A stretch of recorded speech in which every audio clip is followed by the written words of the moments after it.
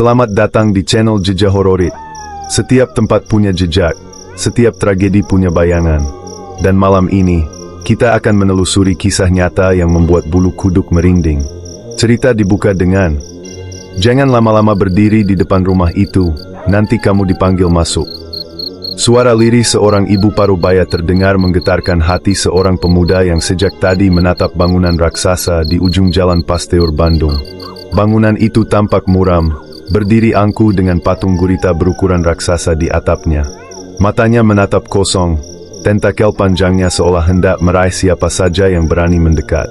Malam itu, angin berhembus membawa hawa dingin yang menusuk tulang, membuat siapapun yang melintas enggan menoleh lebih lama. Sebelum kita larut dalam kisah ini, pastikan Anda sudah subscribe channel Jejak Hororit agar tidak ketinggalan dengan cerita-cerita penuh misteri dan kisah nyata lainnya. Gerbang Misteri. Namanya Dian Saputra, seorang mahasiswa arsitektur yang baru saja kembali ke Bandung setelah lama merantau ke Yogyakarta. Ia pernah mendengar cerita tentang rumah gurita, tetapi belum pernah menyaksikan langsung. Malam itu, rasa penasaran mengalahkan rasa takutnya. Dengan langkah hati-hati, ia mendekat ke pagar besi yang sudah berkarat, ditumbuhi lumut, dan terlihat tak pernah disentuh pemiliknya. Rumah megah bergaya modern itu seolah ditinggalkan dalam keadaan tergesa-gesa. Jendela-jendelanya gelap gulita, sebagian kaca pecah, dan cat dinding yang dulu berwarna putih kini kusam, dipenuhi lumut kehijauan. Namun yang membuat bulu kuduk berdiri bukanlah kerusakan fisiknya, melainkan atmosfer aneh yang terasa sejak pertama kali menjejakkan kaki di depan gerbang. Dian merasakan seperti ada mata tak kasat mata yang menatapnya dari balik jendela.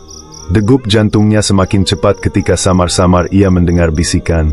Entah dari mana sumbernya. Bisikan itu terdengar lirih, seperti doa atau mantra dalam bahasa asing yang tak pernah ia kenal. Astagfirullah, Dian menegakkan badan, berusaha menepis ketakutannya. Ia menyalakan senter ponsel dan menyorotkan cahaya ke arah patung gurita di atap.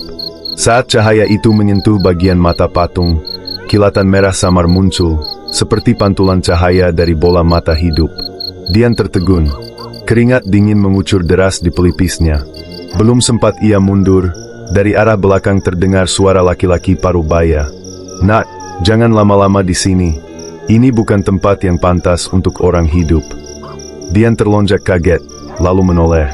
Seorang pria tua berkulit sawo matang, mengenakan jaket lusuh dan membawa senter kecil berdiri tak jauh darinya. Wajahnya keriput, namun matanya menyiratkan keprihatinan. "Aku Rahmat," ucap pria itu pelan. "Orang sini sudah sering memperingatkan, jangan pernah coba masuk ke rumah gurita. Banyak yang sok berani, tapi tak pernah kembali seperti semula." Dian terdiam, matanya terpaku pada pria itu. "Maksud Bapak, ada yang meninggal di dalam?" tanyanya dengan suara bergetar. Rahmat menghela napas panjang. "Meninggal, hilang akal, bahkan ada yang hilang tanpa jejak. Rumah ini bukan sekadar kosong, Nak. Ada yang menunggu di dalam." Kesaksian pertama. Rahmat bercerita, sekitar tahun 1990-an, ketika pembangunan rumah itu hampir selesai, warga sekitar sering melihat aktivitas aneh pada malam hari. Mobil-mobil mewah keluar masuk, dan terdengar musik keras bercampur teriakan seperti orang berdoa.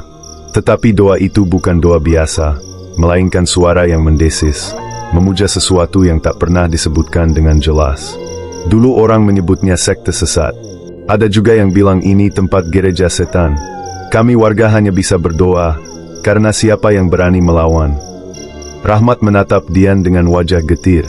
Ada pemuda kampung bernama Taufik, sok berani ingin membuktikan kalau semua itu cuma rumor. Dia masuk sendirian. 2 hari kemudian ditemukan di belakang rumah dengan tubuh gemetar, mata melotot, dan mulut komat kamit menyebut angka 666. Suara Rahmat bergetar ketika ia menyebut angka itu. Angka yang kemudian menjadi legenda paling menyeramkan tentang rumah gurita. Taufik selamat secara fisik, tapi pikirannya tak pernah kembali. Hingga kini, ia masih dirawat keluarganya dalam keadaan linglung. Dian tercekat mendengar kisah itu. Ia menelan ludah, lalu memandang kembali bangunan besar di depannya. Tentakel gurita yang menjuntai seolah benar-benar bergerak, melambai perlahan seperti menyambut tamu baru. Panggilan dari dalam. Ketika jam menunjuk pukul 11 malam, hawa sekitar rumah mendadak berubah. Angin berhenti, suasana sunyi mencekam. Dian tiba-tiba mendengar suara langkah kaki dari dalam rumah, berat dan bergema. Padahal pintu depan terlihat tertutup rapat. Ia mundur beberapa langkah, tapi rasa penasaran menahannya. "Pak Rahmat, apa mungkin ada orang tinggal di dalam?" Pria tua itu menggeleng pelan. "Rumah ini sudah lama kosong. Pemiliknya kabarnya pindah ke luar negeri. Tapi yang tinggal bukan manusia." Tiba-tiba, terdengar suara ketukan dari balik pintu kayu yang tinggi dan kokoh itu. Satu ketukan, lalu berhenti. Disusul dua ketukan cepat, lalu hening. Seolah ada pola tertentu. Dian terpaku, tubuhnya gemetar. Rahmat berbisik, "Kalau kamu dengar ketukan itu, jangan sekali-kali menjawab atau mengetuk balik. Itu cara mereka memanggil korban. Kalau kamu balas, artinya kamu sudah memberi izin untuk masuk." Dian merapatkan jaketnya, kakinya terasa lemas. Namun matanya masih terpaku pada rumah itu. Semakin lama ia menatap, semakin kuat rasa dorongan untuk mendekat. Seperti ada magnet yang menarik jiwanya. Bisikan asing kembali terdengar. Kali ini lebih jelas. Lirih, namun menusuk telinga. "Masuklah, kami menunggu." Dian menutup telinganya dengan kedua tangan, tapi suara itu tak kunjung hilang. Ia menoleh ke Rahmat, namun pria tua itu tampak pucat. "Nak, kamu harus pergi sekarang. Kalau tidak, mereka akan mengikutimu sampai pulang." Malam yang berbahaya. Dengan tergesa, Rahmat menarik tangan Dian menjauh dari pagar berkarat itu. Keduanya berjalan cepat menuju jalan besar. Dian sesekali menoleh ke belakang, dan di sana, dari salah satu jendela gelap, ia melihat sosok bayangan hitam berdiri diam. Tinggi, kurus, dengan mata merah menyala. Dian terhenti. Napasnya tercekat. Bayangan itu tidak bergerak, hanya menatap lurus ke arahnya. Rahmat menepuk bahunya keras-keras. "Jangan menoleh lagi. Ayo cepat." Keduanya berlari tanpa henti hingga mencapai jalan besar yang ramai. Baru setelah itu, Dian menoleh. Rumah besar itu sudah tak terlihat, tertutup pepohonan. Tapi matanya masih terbayang tatapan merah menyala yang menembus kegelapan. Malam itu, Dian sadar, ia baru saja membuka pintu misteri yang seharusnya tidak disentuh. Dan kisah ini baru saja dimulai. Jejak ritual sesat. Malam itu, selepas pulang dari rumah gurita, pikiran Dian tak pernah tenang. Sosok bayangan dengan mata merah menyala masih membekas di benaknya. Ia bahkan terbangun berkali-kali, keringat dingin membasahi tubuh meski udara Bandung tengah malam begitu menusuk. Keesokan paginya, rasa penasaran membuatnya kembali mencari tahu. Dian membuka laptop, menelusuri berita-berita lama dan blog yang membahas rumah tersebut. Berulang kali ia menemukan kalimat yang sama, rumah gurita adalah sarang sekte sesat. Namun satu hal yang mengejutkannya, banyak saksi menyebutkan ritual di dalam rumah itu selalu berlangsung pada malam Jumat Kliwon. Dan kebetulan, malam itu adalah Jumat Kliwon. Kesaksian rahasia. Dian memberanikan diri kembali menemui Rahmat, pria tua yang semalam memperingatkannya. Mereka bertemu di warung kopi sederhana, tak jauh dari lokasi rumah gurita. Rahmat tampak enggan membuka cerita lebih dalam, tetapi akhirnya ia menyerah setelah Dian mendesaknya. "Aku hanya ingin tahu kebenarannya, Pak. Benarkah ada sekte sesat di dalam sana?" Rahmat menghela napas panjang. "Nak, apa kau siap mendengarnya? Karena setelah mendengar, hidupmu tak akan sama lagi." Dian mengangguk. Rahmat meneguk kopinya, lalu mulai bercerita. Dulu, sekitar awal tahun 2000-an, ada beberapa warga yang nekat mengintip dari kejauhan. Mereka melihat cahaya lilin memenuhi ruangan utama. Orang-orang berpakaian serba hitam, sebagian menutup wajah dengan topeng aneh. Di tengah ruangan, ada simbol lingkaran besar dengan angka 666. Mereka berlutut, bersenandung, lalu memuja sesuatu. Rahmat menatap lurus ke mata Dian. Yang paling mengerikan, beberapa warga mendengar jeritan seorang wanita muda malam itu. Ada yang bilang itu korban persembahan, namun tidak ada jasad ditemukan. Seolah wanita itu lenyap begitu saja. Dian merinding mendengarnya. Jantungnya berdegup kencang. Imajinasi tentang ritual gelap itu membuat tengkuknya terasa dingin. Jejak angka 666. Setelah mendengar cerita Rahmat, Dian memutuskan mencari jejak langsung. Ia menyusuri jalan menuju sisi belakang rumah, melalui semak belukar yang jarang dijamah orang. Di sana ia menemukan tembok besar yang sudah retak. Dengan hati-hati, ia mendekat. Dan tepat di salah satu dinding yang berlumut, ia melihat coretan samar berwarna merah.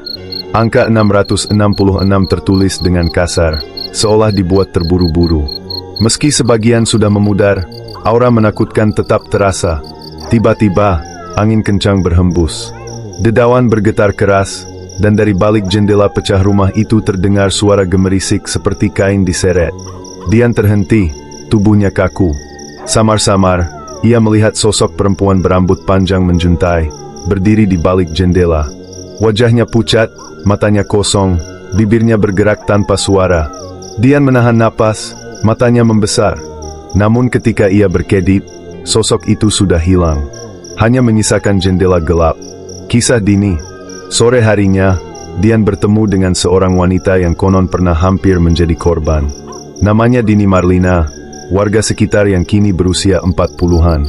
Wajahnya masih menyisakan trauma setiap kali rumah gurita disebut. "Aku masih remaja waktu itu," ucap Dini lirih.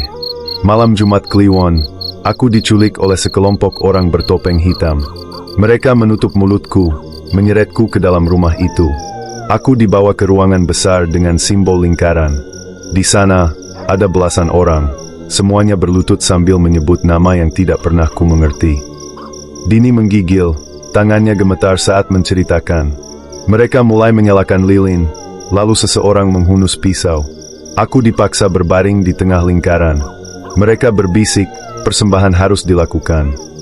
Air mata Dini menetes. Aku menjerit, berdoa sekuat tenaga. Entah bagaimana, tiba-tiba listrik padam. Lilin padam serentak, ruangan gelap gulita. Dalam kekacauan itu, aku berhasil kabur lewat jendela samping. Sampai hari ini, aku masih bersyukur Allah menyelamatkanku. Dian terdiam, bulu kuduknya berdiri. Ia yakin, cerita Dini bukan sekadar imajinasi. Ada sesuatu yang benar-benar terjadi di rumah itu. Malam Jumat Kliwon. Menjelang tengah malam, rasa penasaran mendorong Dian kembali mendekat. Kali ini ia membawa kamera ponsel, berniat merekam apapun yang terjadi. Di depan pagar rumah, suasana begitu sunyi. Namun dari dalam, samar terdengar suara lantunan aneh. Bukan lagu, bukan doa, melainkan desisan berulang. Dian menajamkan telinga, merinding ketika mendengar kata-kata itu. "Sembahlah, sembahlah." Jantungnya berdetak kencang. Ia mengangkat kamera, merekam. Namun layar ponselnya tiba-tiba berkedip-kedip, lalu mati total. Saat itulah, pintu kayu besar rumah gurita berderit terbuka perlahan. Dari celah kegelapan, cahaya lilin temaram menyembul keluar. Dan di baliknya, tampak barisan sosok berpakaian hitam, bergerak pelan, seolah sedang menyiapkan ritual. Dian menelan ludah, tubuhnya gemetar hebat. Rasanya kakinya terpaku di tanah, tak mampu berlari. Suara teriakan perempuan tiba-tiba terdengar, melengking memecah malam. "Tolong, tolong aku!" Suara itu berasal dari dalam rumah. Suara nyata, bukan ilusi. Dian terperangah, dan tanpa sadar melangkah maju, semakin mendekati pintu yang menganga. Jeritan di balik dinding. Langkah Dian semakin dekat ke pintu kayu besar yang menganga. Suara teriakan perempuan dari dalam rumah membuat hatinya bergetar. Meski ketakutan, rasa penasaran dan naluri untuk menolong menguasai dirinya. Kegelapan menyambut dari celah pintu, ditemani nyala lilin temaram yang menari-nari di kejauhan. Udara yang keluar dari dalam rumah begitu pengap, bercampur bau kemenyan menyengat. Seolah-olah ada dinding tak kasat mata yang menahan napasnya sejak pertama kali menjejakkan kaki di ambang pintu. Dian melangkah masuk, dan seketika bulu kuduknya meremang. Lorong gelap. Ia melewati lorong panjang dengan dinding retak dan cat terkelupas. Senter ponselnya tiba-tiba menyala kembali, namun cahaya itu redup seperti kehabisan daya.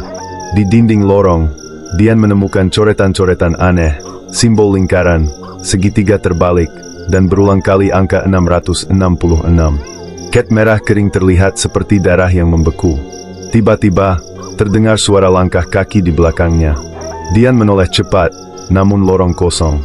Hanya bayangan dirinya sendiri yang bergoyang di dinding. Ketika ia menoleh kembali ke depan, sosok perempuan berambut panjang sudah berdiri di ujung lorong. Wajahnya pucat, matanya kosong, mulutnya terbuka mengeluarkan jeritan panjang, namun tanpa suara. Dian membeku, tubuhnya kaku. Saat ia berkedip, sosok itu menghilang begitu saja. Ruangan ritual. Lorong itu berakhir di sebuah pintu besar. Dari celahnya, cahaya lilin memancar. Dian memberanikan diri mendorong pintu itu pelan, dan pemandangan mengerikan terbentang di hadapannya. Ruangan itu luas, dengan lantai marmer retak. Di tengahnya terlukis simbol lingkaran besar berwarna hitam. Lilin-lilin merah menyala di sekelilingnya, menebarkan bayangan menyeramkan. Belasan sosok berpakaian hitam duduk bersila, wajah mereka tertutup topeng menyeramkan. Mereka melantunkan mantra dengan bahasa asing, berulang-ulang, semakin lama semakin cepat. Di tengah lingkaran, seorang perempuan muda terikat. Matanya terpejam, mulutnya disumpal kain. Tubuhnya bergetar ketakutan. Dian menutup mulutnya, menahan teriakan. Hatinya berteriak ingin menolong, tetapi otaknya sadar ia sedang sendirian. Jika ketahuan, ia bisa menjadi korban berikutnya. Jeritan korban. Salah satu sosok berpakaian hitam berdiri, mengangkat pisau panjang berkilau. Ia menghunusnya tinggi-tinggi, cahaya lilin berpantul di bilah tajam itu. Teriakan perempuan yang terikat semakin kencang, meronta sekuat tenaga. Persembahan harus dilakukan, demi kekuatan abadi. Suara pemimpin ritual itu bergema, dalam dan menyeramkan. Dian terhuyung mundur, tubuhnya gemetar hebat. Dalam hati ia berdoa lirih, "Ya Allah, lindungilah aku." Saat itu juga, angin kencang berembus entah dari mana. Lilin bergoyang keras, dan salah satunya padam. Dalam remang-remang itu, Dian melihat dengan jelas wajah perempuan yang terikat. Itu, wajah yang sama dengan sosok pucat di jendela yang ia lihat semalam. Rahmat menyusul. Ketika rasa takut hampir melumpuhkannya, suara familiar berbisik di belakang. "Dian, keluar sekarang, sebelum terlambat." Dian menoleh, dan melihat Rahmat berdiri di sana, napasnya terengah. Wajahnya tegang, keringat membasahi dahinya. "Apa yang Bapak lakukan di sini?" bisik Dian panik. Rahmat menarik lengannya keras-keras. "Aku tahu kau nekat masuk. Mereka bisa mencium keberadaanmu. Ayo keluar." Namun sebelum mereka sempat berbalik, salah satu sosok bertopeng menoleh. Matanya merah menyala, seolah menembus kegelapan. Suara rendah bergema dari balik topeng itu. "Ada orang asing di sini." Mantra berhenti. Ruangan mendadak hening. Puluhan mata kini menoleh ke arah mereka berdua. Kejaran maut. Rahmat segera mendorong Dian keluar lorong. "Lari!" teriaknya. Keduanya berlari secepat mungkin menyusuri lorong gelap, napas terengah-engah. Di belakang, terdengar langkah kaki keras mengejar, disertai suara teriakan yang bukan lagi manusiawi. Dinding bergetar, jendela pecah berhamburan, seolah rumah itu marah. Dari kejauhan, suara jeritan perempuan semakin melengking, bercampur tawa mengerikan. Dian hampir terjatuh ketika kakinya tersandung, tapi Rahmat menariknya lagi. Mereka berlari menembus pintu depan, keluar ke halaman. Udara malam menyambut, namun bayangan-bayangan hitam berwujud kabut pekat masih mengejar hingga pagar berkarat. Begitu mereka melewati pagar, semua terhenti. Sunyi kembali menyelimuti. Bayangan itu lenyap, seolah terhalang batas yang tak terlihat. Dian terkapar di tanah, tubuhnya gemetar, matanya berkaca-kaca. "Pak, apa yang barusan kita lihat?" Rahmat menatap kosong ke arah rumah gurita. "Itu baru permulaan. Masih ada rahasia lain di balik dinding-dindingnya. Dan setiap rahasia dibayar dengan nyawa." Kutukan yang mengikat. Sejak malam itu, hidup Dian berubah. Bayangan ritual di dalam rumah gurita menghantui tidurnya. Ia sering terbangun dengan keringat dingin, teringat wajah pucat perempuan yang terikat di lingkaran hitam.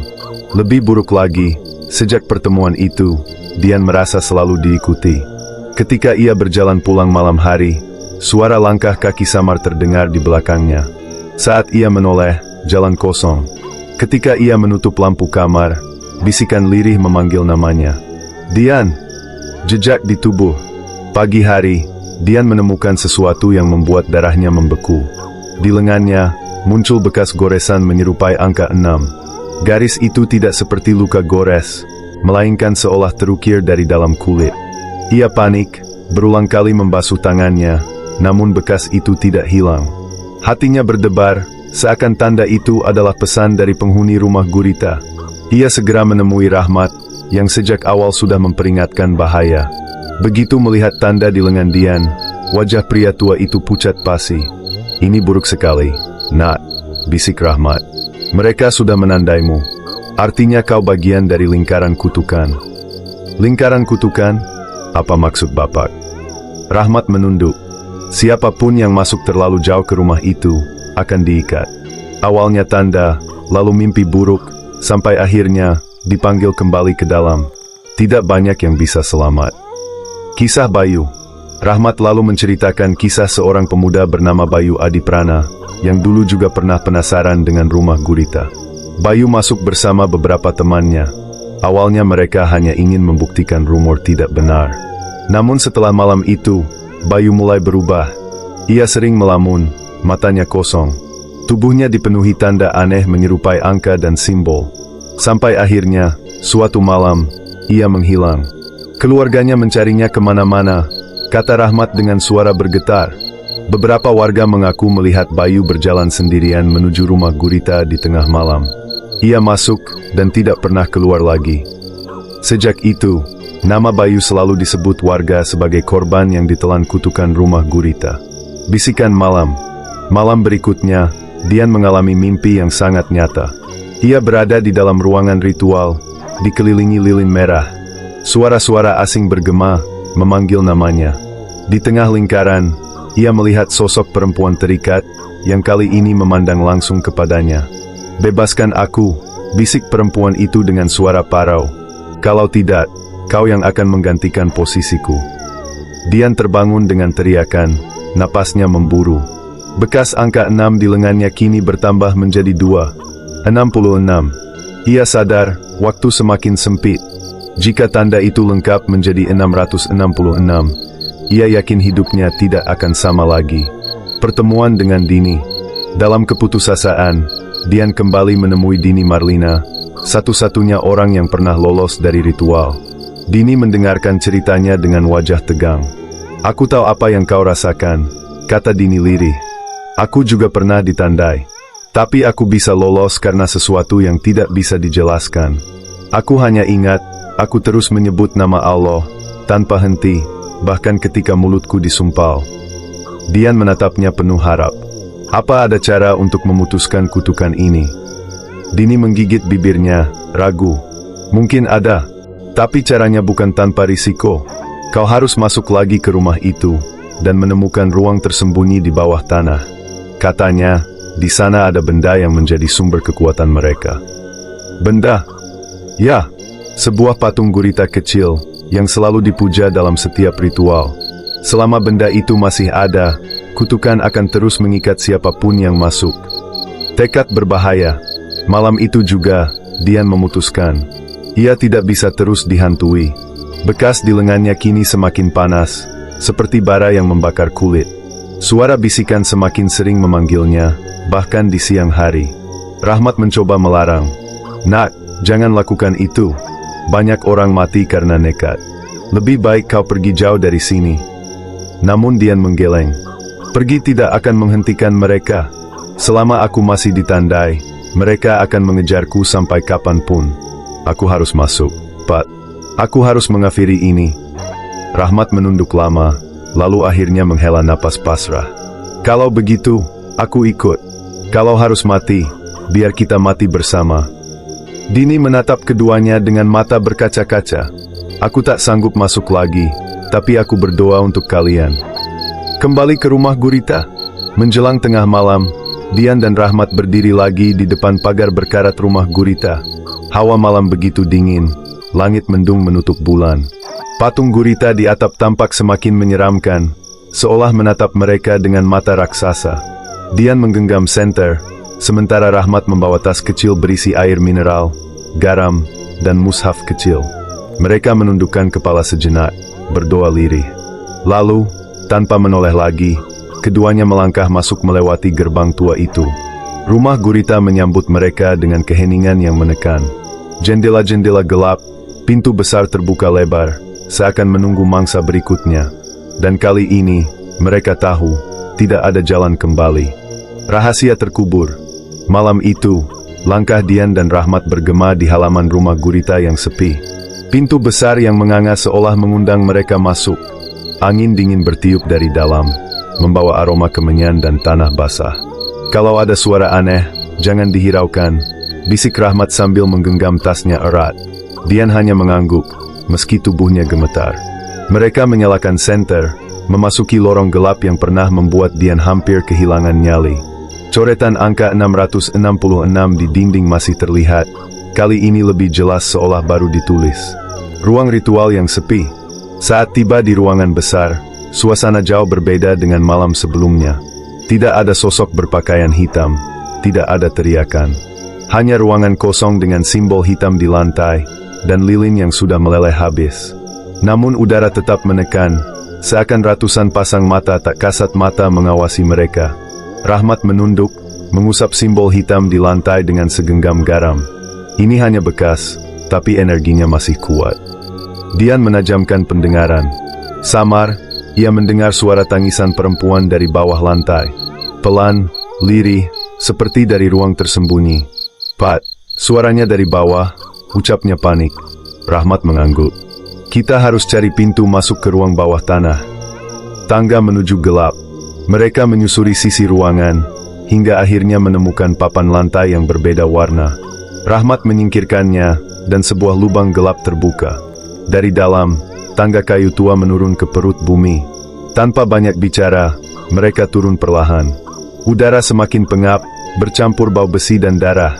Suara tangisan semakin jelas. Di ujung tangga, mereka tiba di ruang sempit. Lilin-lilin merah masih menyala, meski redup. Dan di tengah ruangan, berdiri sebuah meja batu. Di atasnya, sebuah patung gurita kecil, hitam legam, dengan mata merah menyala. Begitu melihatnya, tanda di lengan Dian terasa terbakar. Kulitnya perih, dan angka di lengannya kini lengkap. 666. Ia menjerit kesakitan, jatuh berlutut. Pengakuan Rahmat. Rahmat bergegas mendekat, namun tiba-tiba wajahnya berubah. Senyum aneh tersungging di bibirnya. Matanya menatap patung itu penuh kekaguman. Dian, kau benar-benar dipilih, ucapnya dengan suara berat. Dian menatapnya bingung. Apa maksud Bapak? Rahmat tertawa lirih. Selama ini aku menjaga rumah ini, bukan untuk melindungi orang, tapi untuk memastikan persembahan berikutnya datang dengan sendirinya. Dan kau, nak, kau adalah persembahan yang sempurna. Dian terperangah. Dunia seakan runtuh. Orang yang ia percaya selama ini ternyata bagian dari rahasia gelap rumah gurita. Pertarungan terakhir. Rahmat mendekat, namun tiba-tiba sosok perempuan berambut panjang muncul di samping meja batu. Wajahnya pucat, mata kosong, sama seperti sosok yang selalu menghantui Dian. Namun kali ini, perempuan itu menatapnya dengan lirih. Hancurkan patung itu, sekarang. Dian terhuyung bangkit, meski tubuhnya lemah. Ia meraih batu dari sudut ruangan, lalu mengangkatnya tinggi-tinggi. Rahmat berteriak marah, matanya merah menyala. Berhenti, kau akan menghancurkan segalanya. Namun dengan sekuat tenaga, Dian menghantamkan batu ke patung gurita. Suara dentuman keras menggema. Patung itu pecah berkeping-keping. Seketika ruangan bergetar, lilin padam serentak. Jeritan tak kasat mata memenuhi ruang bawah tanah. Rahmat menjerit, tubuhnya terbakar api hitam yang muncul entah dari mana. Dalam hitungan detik, ia lenyap tanpa jejak. Rahasia terakhir. Dian jatuh terduduk, napasnya memburu. Bekas tanda 666 di lengannya perlahan memudar, hilang tanpa sisa. Suara tangisan pun lenyap. Perempuan pucat itu menatapnya sekali lagi, lalu tersenyum tipis. Terima kasih, kau telah membebaskan kami. Tubuhnya perlahan menghilang menjadi kabut tipis, meninggalkan keheningan mencekam. Dian berdiri dengan tubuh gemetar, menatap puing patung gurita. Ia sadar, rumah ini bukan sekadar bangunan, melainkan penjara jiwa-jiwa yang pernah dikorbankan. Dan kini, penjara itu sudah hancur. Namun saat ia menaiki tangga untuk keluar, samar-samar terdengar suara bisikan terakhir dari kegelapan. Ini belum berakhir. Dian berhasil keluar dari rumah gurita ketika fajar menyingsing. Patung gurita besar di atap masih berdiri, namun kini matanya tak lagi menyala. Bandung kembali normal, namun di hati Dian, satu pertanyaan tak pernah hilang. Apakah kutukan benar-benar berakhir, atau hanya tertidur, menunggu bangkit kembali? Terima kasih sudah menyimak. Terus ikuti Jejak Hororit untuk mendapatkan kisah nyata penuh misteri dan inspirasi. Jangan lupa subscribe.